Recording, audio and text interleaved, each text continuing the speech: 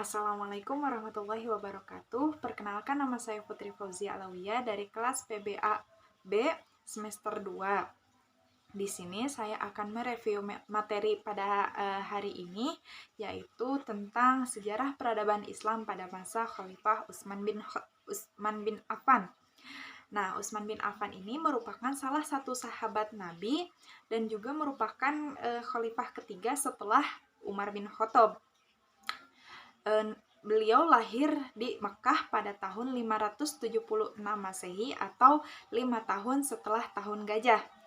Nama ayahnya yaitu Affan bin Abil As dan ibunya bernama Arwa binti Kuriz.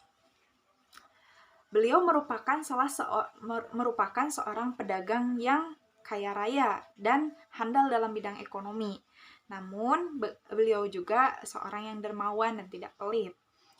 Lalu beliau dijuluki sebagai Dzunurain atau yang artinya yang memiliki dua cahaya karena beliau menikahi dua putri Rasulullah secara berturut-turut. Yang pertama ada Ruqayyah. Setelah Ruqayyah meninggal, beliau menikahi Ummu Kulsum. Dua-duanya ini merupakan putri Rasulullah Shallallahu Alaihi Wasallam. Lalu pada saat pemilihan khalifah ada 3 kandidat yang dijadikan. Yang pertama yaitu Utsman bin Affan, yang kedua ada Ali bin Abi Thalib, dan yang ketiga ada Abdurrahman bin Auf. Abdurrahman bin Auf lebih memilih mengundurkan diri dan memilih menjadi panitia pemilihan. Nah, setelah pada akhirnya musyawarah dilakukan dan mayoritas muslim memilih Utsman bin Affan. Begitu juga dengan Ali yang memang merupakan calon, itu lebih memilih Utsman bin Affan ketimbang dirinya sendiri.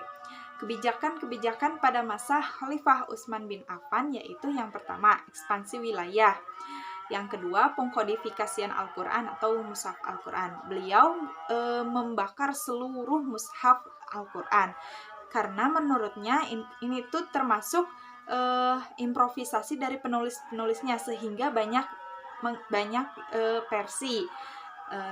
Yang ketiga otonomi daerah yang membagi jabatan-jabatannya. Lalu pada 6 tahun pertama pemerintahan pada masa Khalifah Utsman bin Affan ini stabil. Namun ketika 6 tahun terakhir semakin banyak fitnah dan banyak yang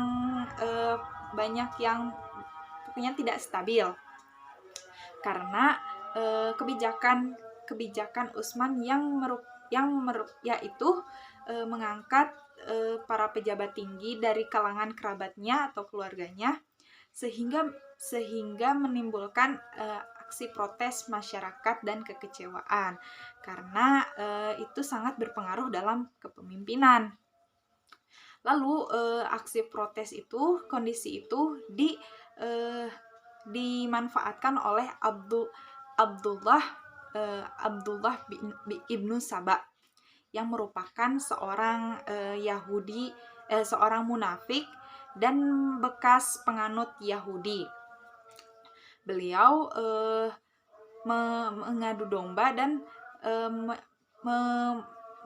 mengadu domba dan pemberontakan pun terjadi. Pada pemberontakan ini Utsman bin Affan dikepung selama 40 hari di rumahnya dan terjadi pembunuhan pada Utsman bin Affan, yaitu ada yang memanah